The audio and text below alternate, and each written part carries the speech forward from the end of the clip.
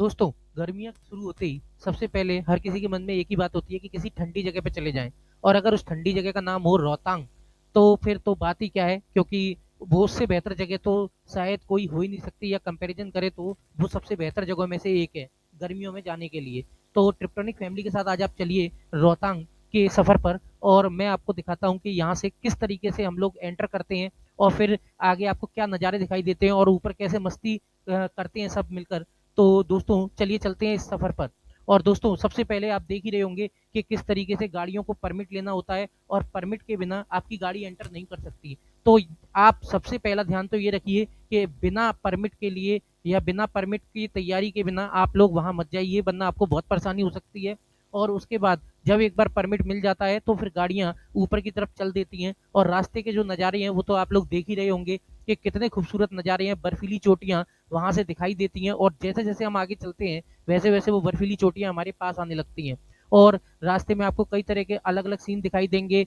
बहुत सारे झरने, वाटरफॉल वहाँ पर चल रहे होते हैं क्योंकि जो बर्फ है वो लगातार पिघल रही होती है, आइस धूप की वजह से पिघलती है और वो वाटरफॉल का रूप ले लेती है। तो लगभग हर मोड़ पर आपको एक ऐसा वाटरफॉल दिखाई देगा जो बहुत ही सुंदर है, आपका मन करेगा वहाँ रुकें और वहाँ के खूब सारे फ़ोटो खींचें और जैसे ही आप नेक्स्ट मोड़ पर जाएँगे तो आपको फिर से एक सुंदर वाटरफॉल दिखाई देगा। इसके साथ ही वहाँ पर पैराग्लाइडिंग करते हुए आपको कई सारे लोग भी दिखाई देंगे, तो वो नज़ारे भी आपको रास्ते में दिखाई देते चलेंगे और जैसे-जैसे आप ऊपर जा रहे होंगे, नीचे के तो खूबसूरत नज़ारों को जो आप देख रहे होंगे उनका तो क्या ही कहना। तो आप ऊपर चलते जाएँगे, नीचे के नज़ारे देखिए और फिर साथ-साथ जो बर्फ़ यानी आइस के जो पहाड़ हैं वो आपके पास आ रहे हैं, उनको भी देखते जाइए और साथ ही साथ जो झरने हैं, वाटरफॉल हैं, वो तो आपको दिखाई देते ही रहेंगे। तो कुल मिला के एक ऐसा शानदार नज़ारा बनता है जिसका क्या ही कहना। और एक बार फिर जब आप चल देते हैं ऊपर तो रोहतांग दर्रा के बारे में आपको अगर बता दूं तो ये भारत के हिमाचल प्रदेश में स्थित एक प्रसिद्ध और ऊंचा पर्वतीय दर्रा है। यह मनाली से लगभग 51 किलोमीटर की दूरी पर है। मनाली तो आप जाएंगे ही और मनाली घूमेंगे ही, वो बहुत सुंदर है। आगे के वीडियो में मैं उनकी भी बात करूंगा, लेकिन जब हम बात कर रहे हैं रोहतांग की तो फिलहाल रोहतांग की बात करते हैं। तो 51 किलोमीटर की दूरी पर ये पीर पंजाल पर्वतमाला पर स्थित है और कुल्लू घाटी को लाहौर व स्पीति घाटियों से जोड़ता है। रोहतांग दर्रे की अगर कुछ मुख्य बातें करें हम तो इसकी ऊंचाई लगभग 13,058 फीट है जो 3,978 मीटर होती है। और तिब्बती भाषा में रोहतांग शब्द का एक बहुत ही अलग अर्थ है जिसका मतलब है लाशों का ढेर।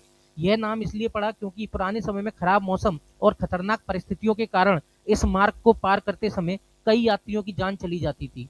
यह स्थान शानदार ग्लेशियर, बर्फ की ढकी चोटियों और प्राकृतिक दृश्यों के लिए दुनिया भर में मशहूर है। यहाँ पर्यटक स्कीइंग, स्नो स्कूटर और पैराग्लाइडिंग का आनंद लेते हैं। इसी दर्रे के पास ब्यास कुंड से ब्यास नदी भी निकलती है जो आपको दिखाई देगी भी। मैंने उसका भी पूरा वीडियो बनाया भी है अलग से भी और यहाँ भी आप देख ही रहे होंगे कि नीचे की तरफ आपको दिखाई भी दे रही है। यह दर्रा आमतौर पर जून से अक्टूबर के बीच पर्यटकों के लिए खुला रहता है। सर्दियों में भारी बर्फबारी के कारण इसको बंद कर देते हैं। मैं एक बात आपको फिर से बताना चाहता हूँ, यहाँ जाने के लिए स्थानीय परमिट जरूर लेना चाहिए और भारी भीड़ से बचने के लिए सुबह जल्दी निकलना सबसे सही रहता है, वरना आपको बहुत दिक्कत हो सकती है, यकीन मानिए। और एक बार जब आप ऊपर पहुंच जाते हैं तो दोस्तों उस नज़ारे को तो आप जिंदगी भर नहीं भूल सकते। आप एक नज़ारा देख ही रहे होंगे कि किस तरीके से एक वाटरफॉल गिर रहा है, लोग वहां पर कितना आनंद ले रहे हैं। हम लोगों ने भी वहां पर जमकर मस्ती की और बर्फ में बहुत सारा बहुत आनंद जो कह सकते हैं हम सबने खूब आनंद लिया। और इसके साथ ही फैमिली की अगर साथ हो तो मस्ती एक अलग ही होती है, दोस्त यारों के साथ मस्ती की बात ही अलग होती है। तो कुल मिला के बहुत ही आनंद आता है। आप लोग देख ही रहे होंगे उस बर्फ से फिसलने का जो मजा होता है वो वहाँ पर सब लेना चाहते हैं और हम लोगों ने भी खूब इस बात का आनंद लिया। बच्चे भी खूब खुश हैं, सभी बच्चे मिलकर कभी बर्फ से कुछ बना रहे हैं, कभी एक दूसरे पर बर्फ फेंक रहे हैं। तो कुल मिला के उस आनंद की तो बात ही कुछ और है। और हमने सबसे ऊपर जाकर खूब मस्ती भी की, खूब आनंद भी लिया, एक दूसरे पे खूब बर्फ फेंकी, खूब एंजॉय किया। आप लोग देख ही रहे होंगे चारों तरफ के नज़ारों का भी हमने खूब अच्छे से व्यू लिया है।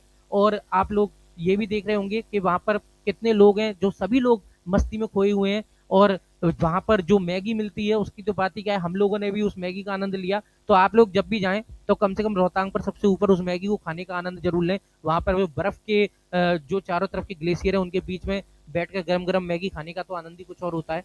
तो कुल मिला के दोस्तों ये यात्रा बहुत ही शानदार रहती है। बस कुछ बातों का ध्यान रखना चाहिए कि जो कपड़े हैं वो आपके प्रॉपर होने चाहिए, वरना अगर कपड़े एक बार गीले हो गए तो दिक्कत हो जाती है।